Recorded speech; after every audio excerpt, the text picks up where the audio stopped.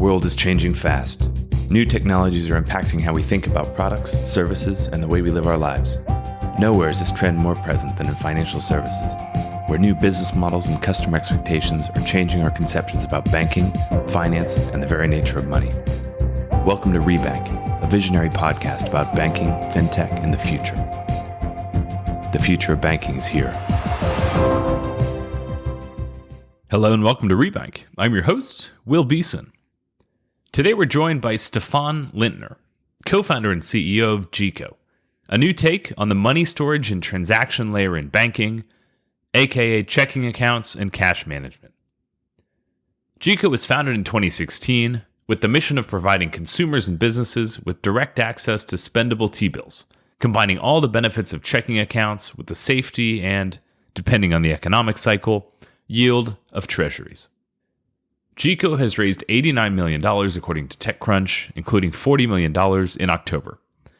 Jiko offers accounts directly to consumers via an app and to corporates and platforms via API. Jiko owns and operates a registered broker-dealer, as well as an OCC-chartered national bank, which it acquired in 2020.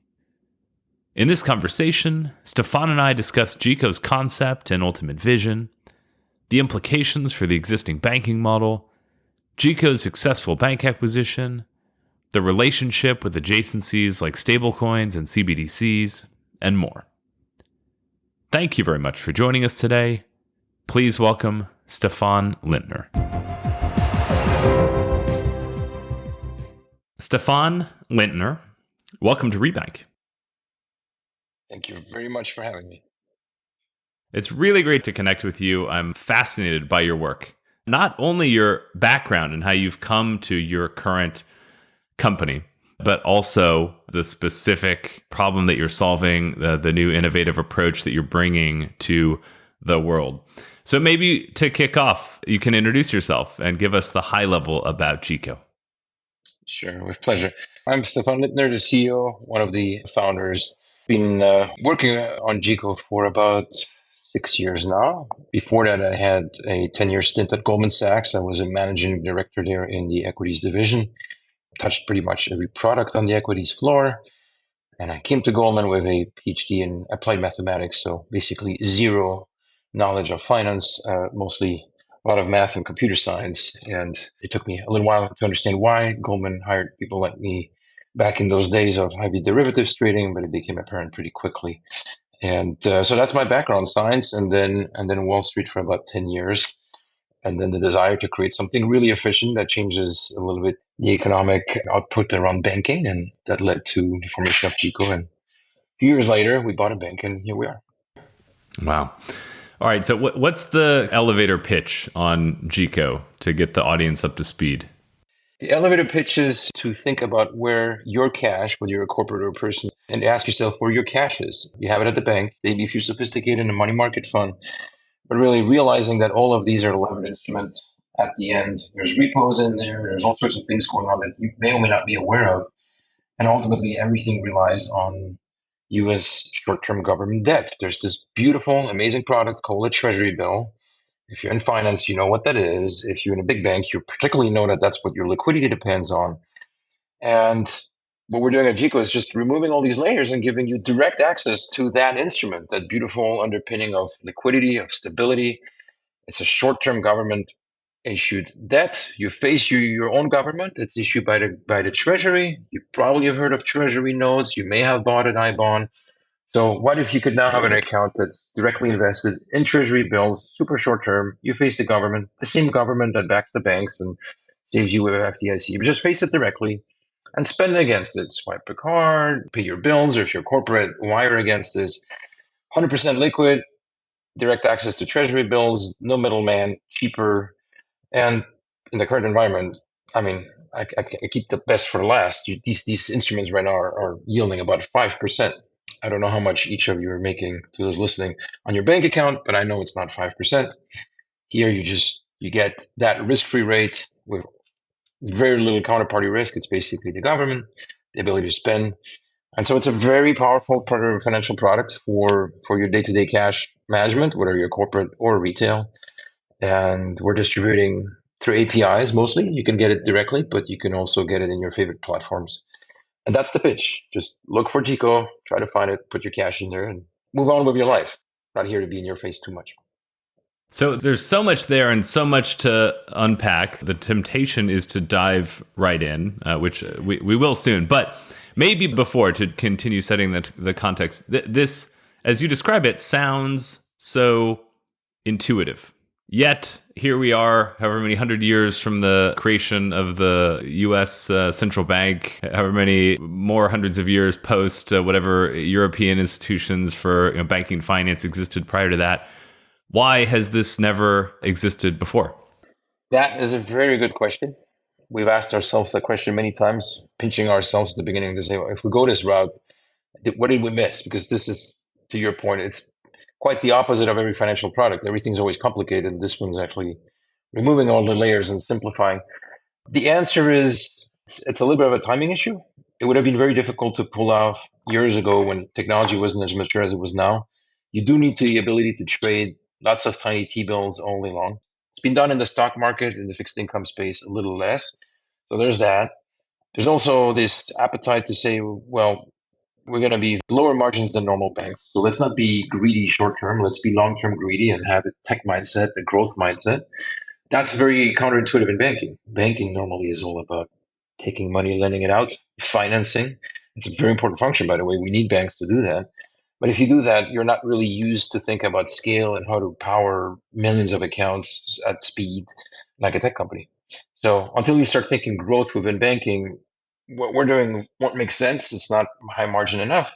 And then you also need to have enough background to understand three things: A, technology; B, banking; and within that, trading. Because for these securities to be available to you at small scale, you need trading infrastructure. You need to know how trading operations work. So being exposed to those three things together is pretty rare. We think so. We're lucky that our team has had that exposure and was able to pull it off. So I hope that answers. It still doesn't answer to see why others haven't done it before. When we think it's a convergence of timing and technological progress and also the markets evolving. At the highest level, if I think about what a bank does and how it's structured, you have a charter from whatever your national regulator is, state regulator potentially, to basically run a fractional reserve financial institution. You take deposits, which generally are backed by an explicit government guarantee up to a certain amount. You're required to keep capital on your balance sheet, which is equal to a certain percentage of your liabilities.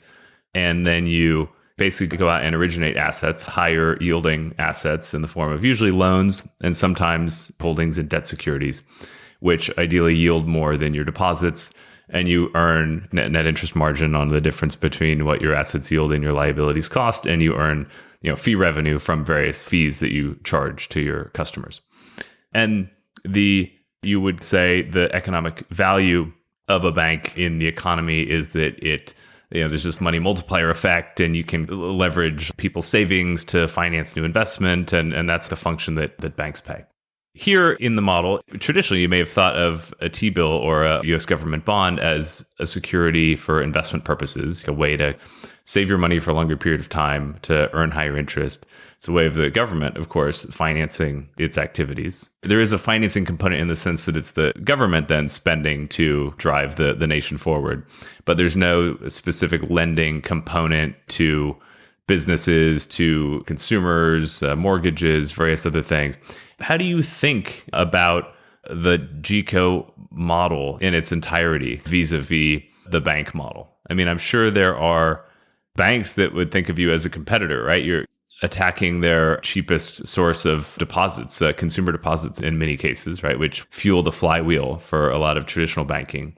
But at the same time, you cannot argue with the fact that by offering consumers and businesses higher interest rates for literally the same credit risk, because ultimately you have the government backstopping both bank deposits and T-bills, you cannot argue that you're not doing a service to the economy more broadly. How do you think about some of those components in the context of Jiko's business model? Yeah, it's a very, very good question. It's a beautiful one because it goes back to asking what the roles of banks are, what money is, where it came from historically. And you have to remember that historically, banks were built as lenders.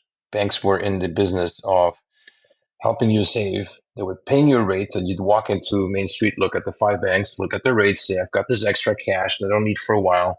I'll park it with this bank, and it's locked in some kind of CD, and then I'm fueling mortgages, and I'll get a return for it. I'm not the fool because the banker's doing his job, and he's risking his life or sitting on top of the vault, in case the bandits come and try to rob the bank and all of that. And the role of the lender has evolved over time. Banks, of course, are still lenders in 90% of their businesses, but they were kind of historically forced into the payments business, which is lucrative, but having to manage this liquidity and movements across. And if you look at 2008, or what just happened in crypto, which is an amplification of what happens when you've got too much leverage, there are these moments where it goes too far and suddenly you don't know which one's is trustworthy. There's liquidity issues. And then you've got average people, governments, businesses suddenly not knowing if their cash is there. And so what Jiko is doing in some sense is creating a layer that everyone should sit on that is complementary to what the banks are doing. And we're working with some banks that are starting to embed our product and helping their customers get access to us.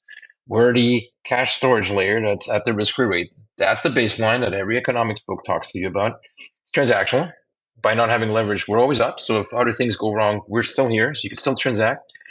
But not everyone's cash should be in T-bills. That's the 8 is not enough of them at some scale. It's a luxury problem for us, but still, cash needs to be deployed. So what you're creating is a world where at some point there needs to be CDs and other instruments that should be high yielding than the risk-free rate. There's got to be a premium for leaving money at the lender that will now do his or her job to go deploy that cash and fund the community.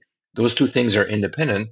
And maybe abstract the complexity of payments, KYC, AML, all these other stuff that banks have to do for transactions, processing wires, ACH, all these antiquated setups. Try to abstract that, have one common layer that many of them can run on, and keep the lenders focused on what they're good at, which is deciding whether you're credit worthy or how much to make you pay an interest for buying a car that you may or may not need, or a business that wants a credit line for. That's a very specific skill set that lenders are good at. And that's a little different from processing payments and tracing them and keeping them fluid. So long answer, but I hope a useful one to show that what we're doing is complementary. It fits within what banks do. We're not here to compete with banks. We're rather here to be a solution that many of them can sit on, become more efficient, and by extension do that for anyone who needs to store cash for their customers. And so the liquidity to fund the loans in this future state model that you described comes from the CDs and other kind of bank deposit products. There's absolutely a need for that. And if you see that in the commercial deposit space for businesses, if you're a large corporation, banks do give you a rate that's higher than, because it's uninsured anyways, they're giving you a rate that's above T-bills, like a CD or term deposit for commercial is usually above. They compensate you for the risk. Now you're making money on your excess cash, and that's great. But it's a controlled risk that you understand, where you said, okay, I will consciously lend to this bank because I like what they're doing and I want to get their returns. It's an investment.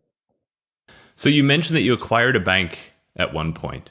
Can you talk to us briefly about what that process was like, and I guess more importantly, the rationale behind it for your business?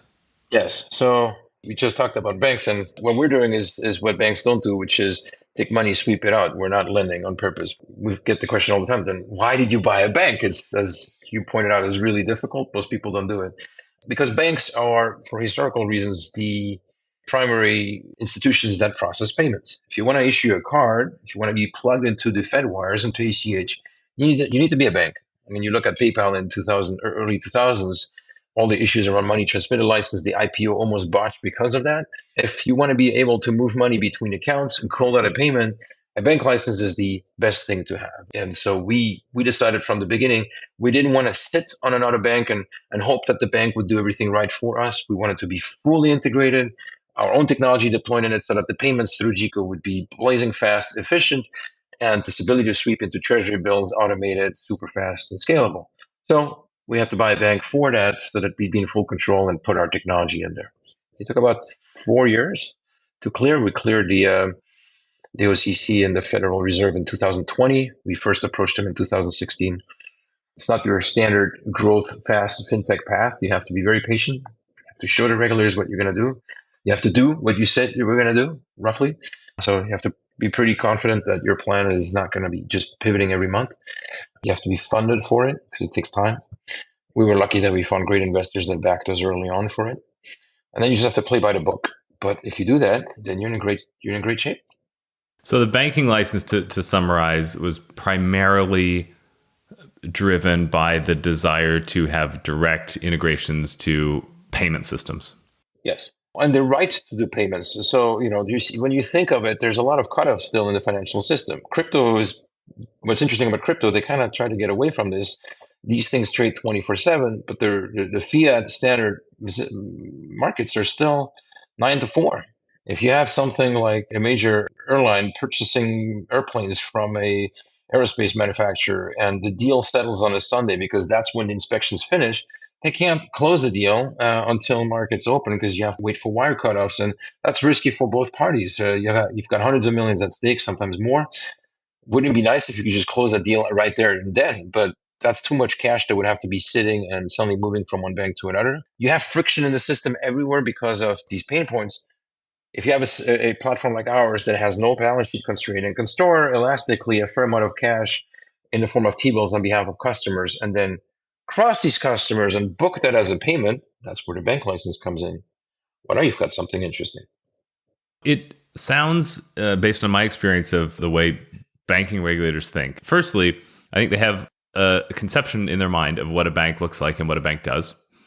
And bringing a different concept, which does different things and is looking to leverage a banking license for one thing that's of economic benefit to the specific company, which may or may not align with the broader concept of a bank, can be a harder starting point with regulators to kind of justify why a banking license is needed and ultimately to get the support and approval to obtain one.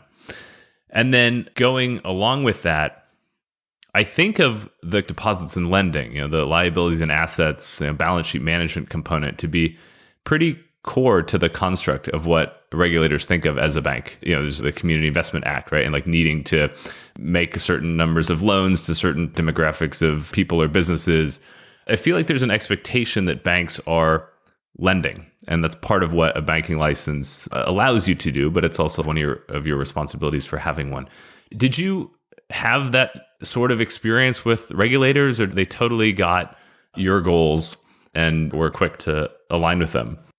I obviously can't speak on behalf of our regulators because that's not my job. But first of all, the bank itself is still involved in community lending. It has its operations in Minnesota. It has tellers and bank operations and lends. We haven't grown that, but it is performing its duty under the Community Reinvestment Act. The new deposits that we're bringing in are swept away on behalf of our customers. Our customers, if they sign up for a Jiko account, it's because they want to own T-bills. They're exposed. It's an investment. T-bills have mark-to-market risk and can move. So we're really facilitating investments into T-bills and over time allowing for payments. We were very careful from the beginning as we approached our regulators to also make it clear that over time, nothing says the bank cannot and will not engage in lending, but you don't start with that. We may offer CDs or help others broker CDs through the platforms down the road. But the one thing the OCC was very clear on in 2016 is they were looking for responsible innovation, emphasis on responsible. How do you show that you're responsible? Well, you don't try to do everything at the same time. You don't pretend that you're going to grow a loan book at crazy scale, because if you go viral and now you have billions that you didn't have yesterday, not only do you have to raise capital, you have to do stuff with that. AI or not, it's not so easy to suddenly build lending operations. You have to manage the liquidity. You can't stick it all in risky mortgages.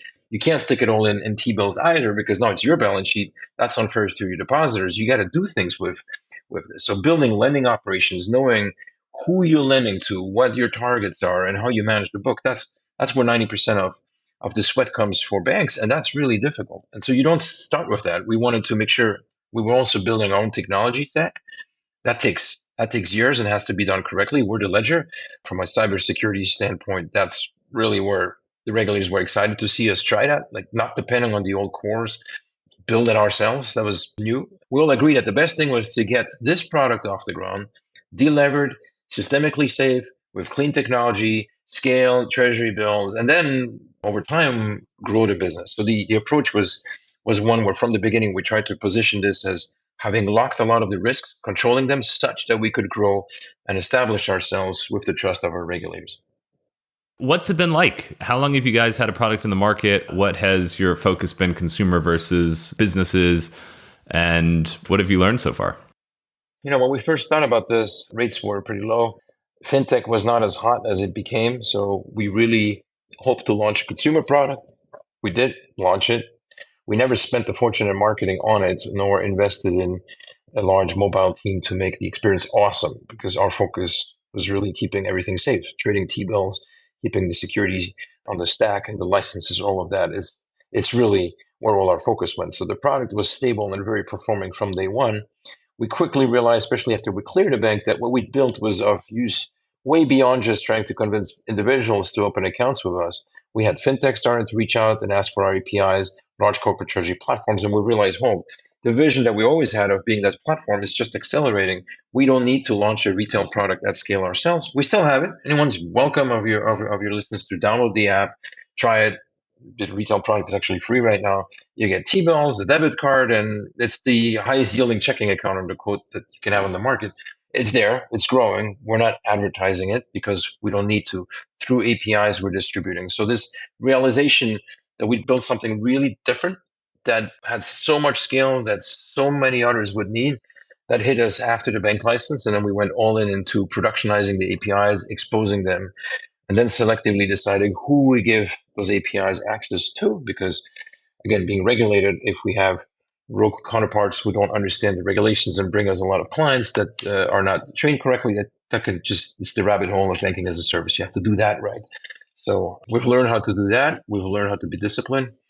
And last year, of course, with high rates coming, we've suddenly seen so much traction on the business product that we decided to launch what we call Jiko Money Storage, really the corporate product for businesses to store as much cash as they want with us.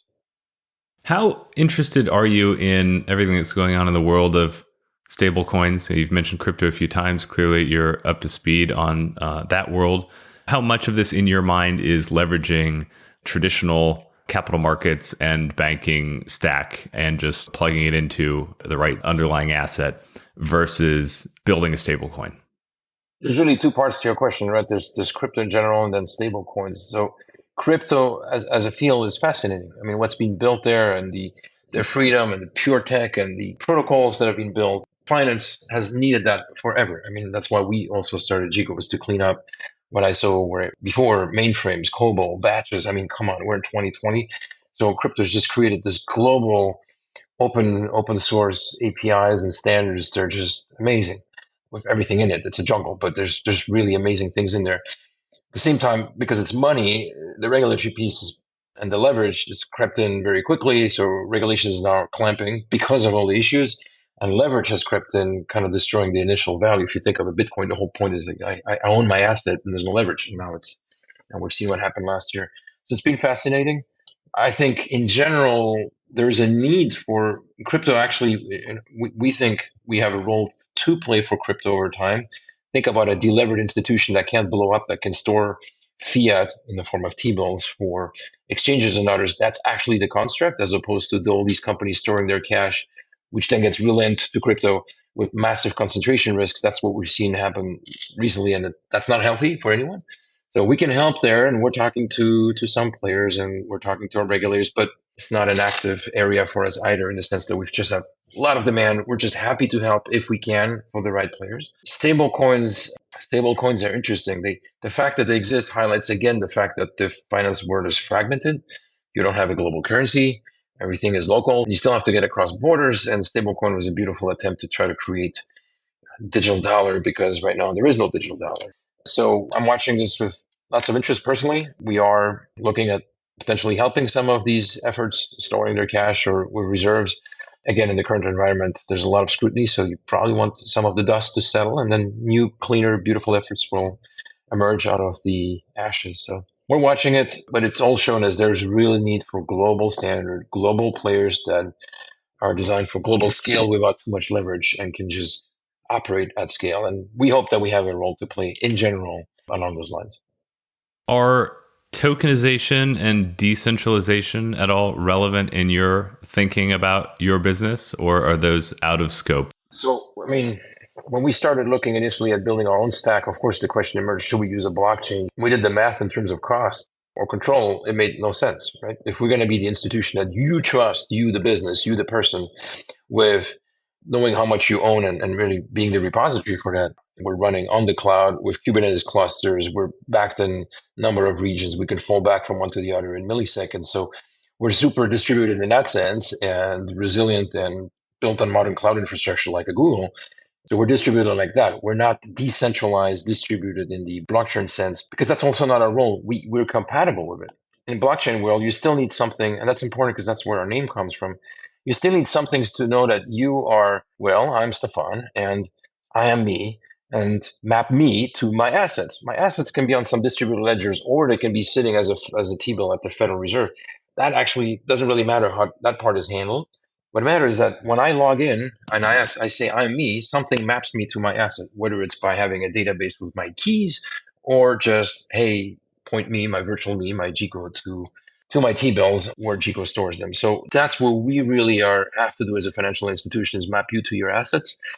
And for that, you don't really need a blockchain infrastructure. You really need good KYC, good KYB, and privacy preserving anonymous databases and stuff like this. So we're playing at the edge, using what we need, not overdoing it, because we're trying to keep our costs down and stay very efficient and really in control of what we do. We owe it to our customers. What does Jiko mean?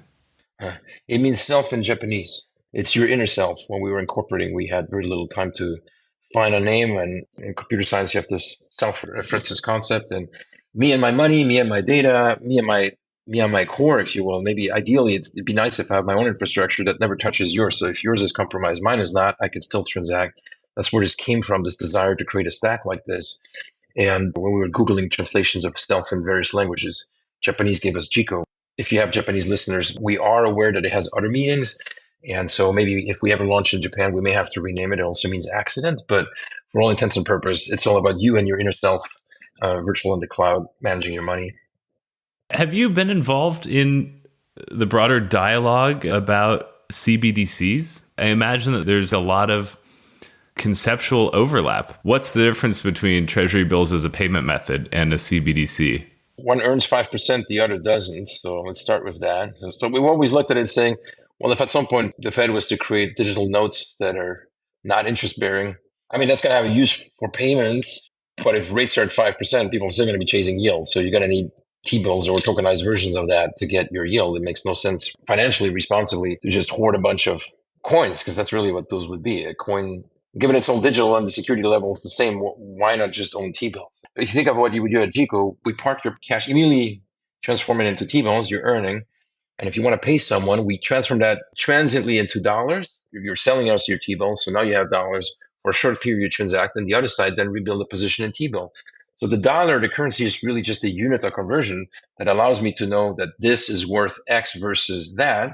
But you don't really need to have the dollar. It's just a unit. Immediately convert back into yield and let the government, through its constituent, decides what the risk-free rate should be based on the economy and all this other stuff. Remove one variable, which is the money supply, kind of disappears in this. This is getting a little technical.